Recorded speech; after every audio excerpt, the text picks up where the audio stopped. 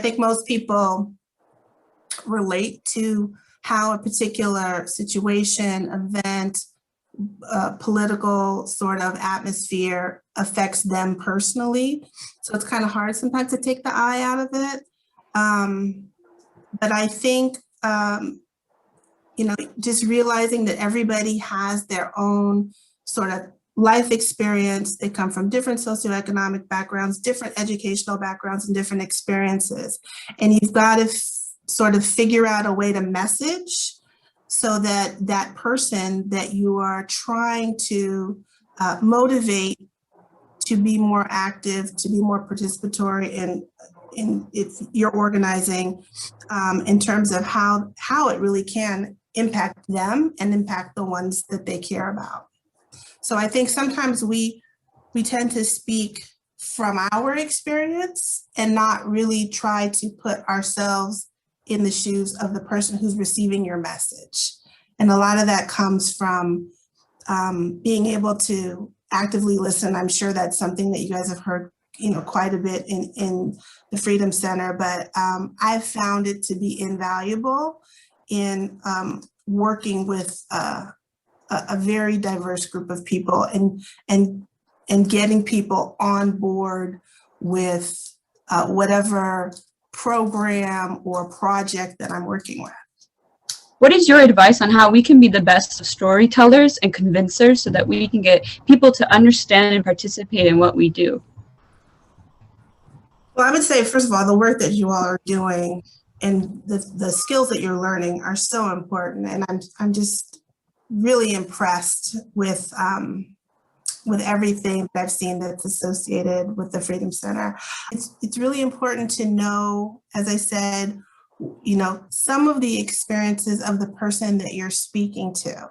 When you're speaking to someone that's in your same peer group, the language that you use is going to be very different than if you're speaking to someone, at least I would assume so, that's perhaps a generation or two removed from you.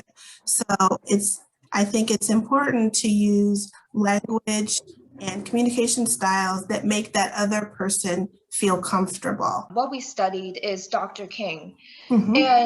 and also we also studied different civil rights leaders. Mm-hmm. There's this notion that leadership is both like front end work and back end work, and some students prefer to do leadership at the back end, meaning that if all leaders have to be at the front, then that's not very good real leadership. So what's your advice for back end leaders on how they can still lead but not being in the front?